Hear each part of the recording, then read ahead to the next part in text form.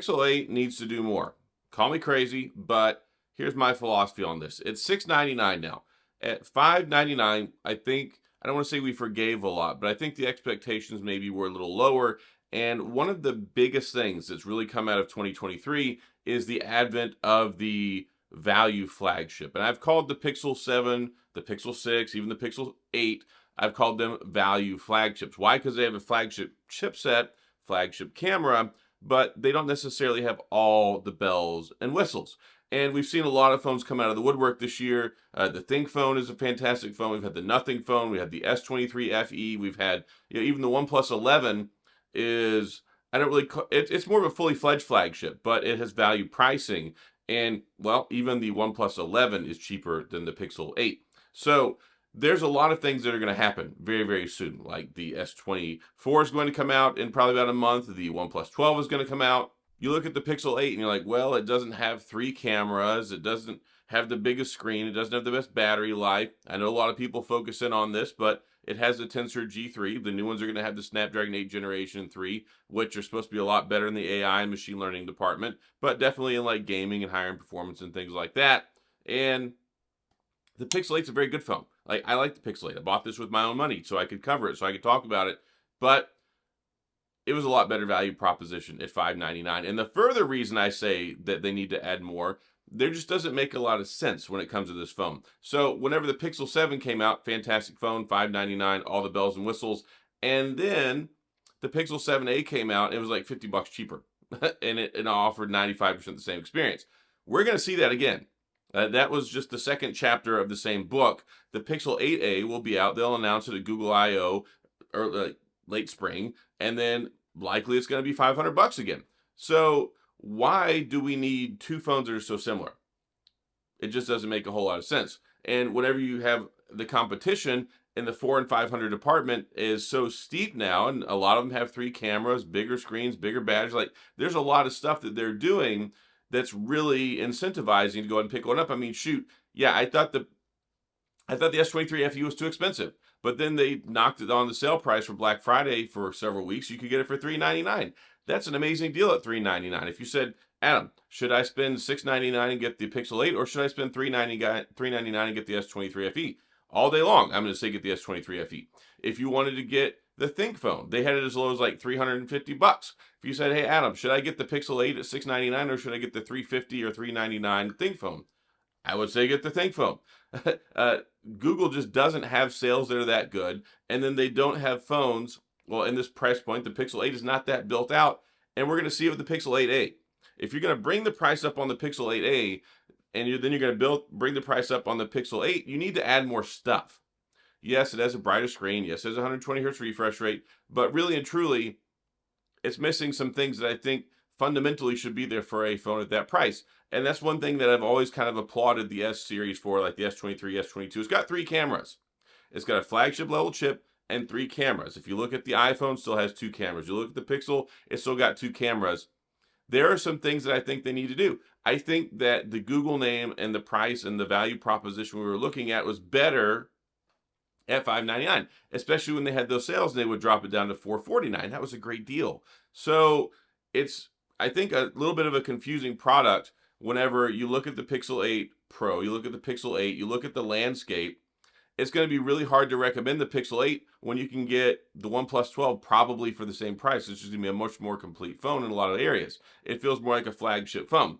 This is like a value flagship phone. It's not a true flagship phone like the OnePlus 12 will be, like the OnePlus 11 was.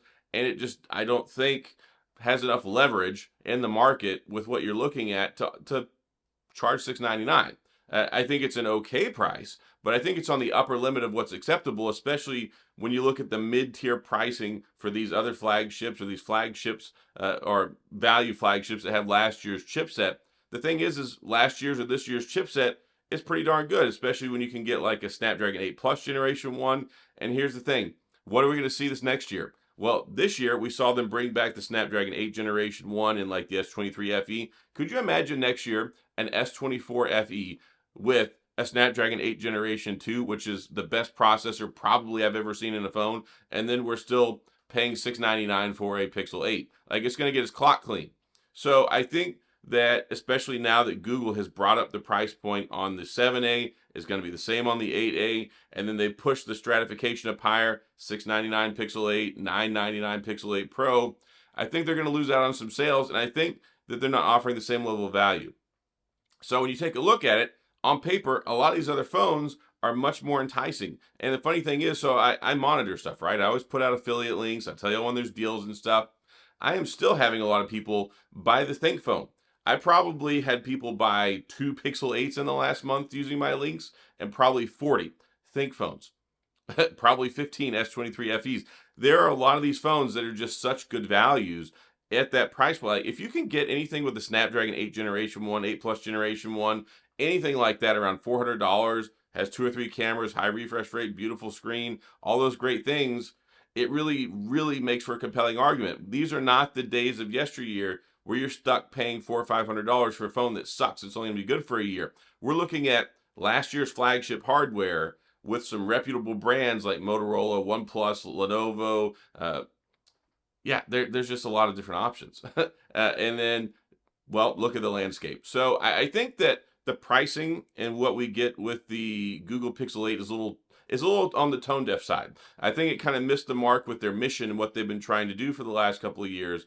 And I really feel like they're pulling a OnePlus from a few years ago when they got too big for their britches and they thought, nah, we can charge $1,000 like Samsung can. And then the market slapped them in the face, and then they got kicked in the dirt for like 2 years. And then people are like, OnePlus who? It really took until this year with the OnePlus 11 and then the OnePlus Open really busted that excitement back open for the OnePlus brand again. So I appreciate that Google is now offering 7 years of security patches, 7 years of operating system updates, if you believe that your phone is going to actually be good 7 years from now. But it's nice in gesture. We'll see how it works out in practicality. But still, I don't think that this phone is a $699 phone. And that's one of the reasons I championed the Pixel 7 and the 6 so much, because they were such good deals. There wasn't anything like that level of completeness, that level of camera, and all those great things that you like in the Google phone. You just didn't see a lot of that. And the $599 or even $500, $400 something price points, when they dropped their prices and had sales, you were still looking at like $600 and up for a lot of the competition. You're like, okay, this makes sense. It's undercutting the competition by several $100s. But now it's reverse here. We went opposite day at school, and now everything else is starting to undercut the Pixel, either in hardware and specs or in price. So stuff that is better in specs in most ways is selling for the same price or less, and things that have last year's flagship hardware that offer in some ways a better experience are offering it for $100, $200, $300 cheaper. Think phone, $350, Pixel 8, $699. S23 FE, $399. I know those are not the MSRP prices, but those were the sale prices, and it's just going to get better. And those phones are pretty darn good. I mean, even you take a look at, they've had the Motorola Razr 2023, the one that doesn't have the screen on the front. They were selling that for $499. I mean, shoot, you could get a Motorola Razr Plus for $699 unlocked over the last couple of weeks. I haven't looked to see if the sales have gone away and the prices have gone back up, but I fully expect them to be back for Christmas. So I really think Google needs to do some soul searching when it comes to their regular series phone, and I think it needs to offer more. I think it needs to be a more comprehensive, more flagship level phone. What I would advocate for is have 2 Pro phones. Have the A series, have 2 Pro phones. I talked about this before. I said, get rid of the 3 phone structure. You're ruining it. You're undercutting your own competition, and you're cannibalizing your sales. And a lot of people support this. A lot of people like the idea of a Pro Mini, just like we have with the Pro with the iPhone. A lot of folks like the smaller phone, but they want the Pro level package, and then they're willing to pay the upcharge for the bigger phone. I think it makes more sense. And then you could sell it at $750. You could still, I mean, $699 I think would be still a better value, and you would sell more. But imagine if we had a Pixel 8 Pro and a Pro Mini, or a Pro and a Pro Plus, and then the A series. I think it makes a lot more sense, and I think it'll make even more sense once the A series get here and we're all scratching our heads again. So that's it. That's what I think about this. Let me know what your thoughts are. And it's a good phone. Pixel 8 is a very good phone, but I think they should do more with the pricing. There needs to be more substance there. So that's all I've got. If you have any questions or comments, of course, please go to the comment section. I'll do my best to get back with you. If you enjoyed the video, if you like the Pixel stuff, please hit the like and the subscribe button and the little notification bell if you want updates when new videos come out. And as always, thanks for being here. I appreciate you watching. And I'll see you guys next time.